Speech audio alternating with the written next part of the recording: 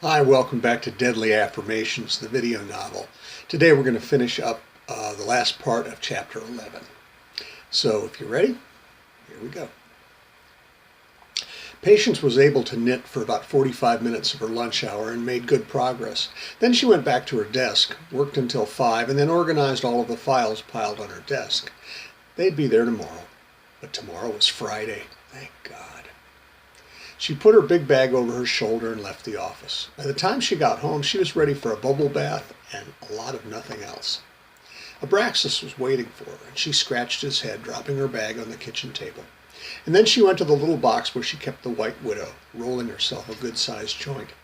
She wouldn't be going out this evening. She walked into the bathroom and turned on the water to fill the tub. As the water began splashing in the tub, she added 2 capfuls of Neep herbal bath with its beautiful scent of lavender and eucalyptus, and a capful of old reliable Mr. Bubble. Then she walked back into the bedroom and put her work clothes away and find some candles. By the time that the bubbles poked their little heads over the rim of the tub, Patience had found half a dozen candles, set them around the bathroom, and lit them. She had loaded John Renborn's The Lady and the Unicorn into the little CD player that she kept on the top of the toilet tank. Then she turned off the water, lit the joint, and eased herself into the water, getting all medieval on herself. She took a hit of the sweet leaf and asked no one in particular, "Who's the princess, bitches?" Detective Williams kept at it until 5. He had a big white board where he taped photos of the dead and wrote their names under the photos and listed the causes of their deaths. 1. Inhalation of carbon monoxide and other toxic products of combustion before he ignited like a candle. 2. Fracture of laryngeal cartilage and hyoid bone. 3. Digitoxagenin, oleandrin, and oleodroside poisoning. 4. Hypovolemic shock due to femoral artery lesions and a large hematoma in the left thigh. And 5. Suffocation. The only connection among the 5 were that Daniels and Husted were having an affair. Well, it was not exactly an affair since neither was married. They were just having sex. Weird sex, but just sex. All of the victims had all died in different parts of town. They had all died at different times of day, and they had all been killed by very different means. Okay, who gained by their deaths? Billy Simpson had a wife and kids, but no life insurance. His death would make it more difficult for his family to make it. He was a self-absorbed jerk by all accounts, his wife's, his kids, his bosses, and even the guys he hung out with. He wasn't just faithful to his wife, he was oblivious. The only time he was interested in sex, according to his wife, and what he told some of his truck buddies, was when he was laid off from work, when there was lots of beer in the refrigerator, when there was nothing on TV, or when he had to pawn his tools to pay some lame bill. Those 4 planets seldom aligned. Robbie Daniels had no wife and no kids.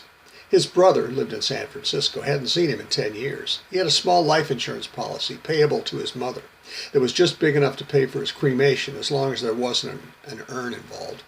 He spent his time working, watching porn, scouring the internet for obscure sneakers. According to his computer, he had a pair of Diodora N9000 OGX Potic Colonel Blue Amsterdams on his watch list on eBay. His only other bookmarks were Weather Underground and StockX.com. And playing some very twisted games with Mrs. Husted. He didn't owe any money to anyone, didn't gamble, and didn't have any real friends, except for the aforementioned Miss Husted.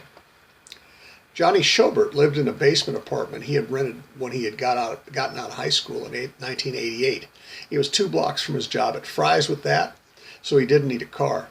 He was known by the police for a succession of minor face slappings and punch-outs that had begun before he had ever left high school and continued up to the day of his death. He played his music too loud, and the police had to visit him once or twice a month to tell him to turn it down. He owned lots of guns, but was not known at any of the ranges or in or near River City. He lived cheaply. He ate at work and took home leftovers, burgers that had been under the heat lamp for too long and would have been thrown out. And once or twice a month, he would beg a ride from someone at work or take a bus to a rock and roll show, usually Ted Nugent tribute bands or, Lord be praised, to see the Nuge himself. When he wasn't going out of town on weekends, he was a regular at Terminal or the Hotel Richmond. He had all of Nugent's albums, singles, CDs, and music DVDs, as well as a remarkable collection of DVDs of Nugent's appearances on TV, video, and film. From the series Spirit of the Wild and Surviving Nugent, to his documentary Demon Lover Diary, to the movie Beer for My Horses, to the obscure Nugent appearances in the Definitely Miami episode of Miami Vice, the Gee Whiz episode of Aqua Teen Hunger Force, and Nickelback's Rockstar video, and seemed to spend every night he wasn't at a bar watching and rewatching them. Everyone who was interviewed said essentially the same thing about Johnny. He was an asshole with no social skills. While no one was sorry that he was dead, no one would have been willing to expend the energy to kill him. Donnie Johnson lived alone in a little condo that had once been in the nice part of town, but which had been slipping into the not-so-niceness for the past decade. He had worked various kinds of sales since he graduated from high school: shoes, auto parts, video games, men's sportswear, radio advertising, and most recently, real estate. He owned a huge screen TV, a subscription to the NFL Network, and a collection of beer steins. His clothes consisted of 3 brown suits, each with its own white shirt, 2 garish neckties, and 1 pair of brown wingtips for work. His casual wear consisted of 4 pairs of khaki cargo pants, with all the zippers at the knees that allowed them in one quick zip to become khaki cargo shorts, 8 or 9 knockoff Tommy Hilfiger shirts made in China, and a few Abercrombie t-shirts, some sleeveless and others with sleeves, that had seen better days. There was no evidence that he had a lover, so Williams discarded the jealous lover motive. Johnson owed a couple of $1,000s to the credit card company, not enough for them to order a hit.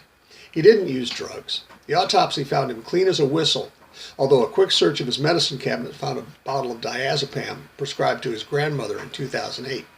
One of the guys at the real estate agency said that Donnie once tried to slip a girl one of those roofies, but he dropped it onto the floor instead of into her drink, and then he stepped on it. Betty Husted worked at Thorough Solutions with Robbie Daniels, but no one at their workplace was aware that they were involved. As far as anyone knew, Betty was a baking fiend, entering every baking contest she heard about and winning most of them. Someone who spent her time away from work in her kitchen. Her kitchen was a foodie's wet dream. She had pots and pans and baking racks that École Nationale Supérieure de Pâtisserie and the Cordon Bleu Paris would drool over. 2 spice racks flanked a work table, each holding 60 little bottles of rare and exotic seasonings. There was enough cooking paraphernalia to cook for an army, and according to her bank account, she had paid for it all in full. She had no living family, and the only man in her life seemed to be Robbie Daniels. The variety of implements in her kitchen was almost outdone by the variety of toys in her bedroom. Actually, in her closet and under her bed. It took the forensics fellas 2 days to identify all the DNA on all of the toys, but all they found was Betty's and or Robbie's on the dildos, vibrators, wands, beads, rings, eggs, balls, plugs, restraints, ties, handcuffs, spreader bars, spankers, ticklers, with and without feathers, paddles, whips, crops, canes, blindfolds, masks, gags, hoods, clamps, clips, suckers, pumps, cages, belts, harnesses, lubes, condoms, lingerie, dresses in both her size and his, catsuit and the other medical, electrical, manual, and sensory deprivation devices that necessitated a look in their instruction manuals before the forensic guys understood what all of them were for, that Betty and Robbie played with. Betty had left no will, so the state would have to decide what to do with all of her baking and sex equipment. There would be a fascinating estate auction. Detective Williams' head hurt. He went home, took 2 aspirin, went to bed, thinking that would have to be better in the morning.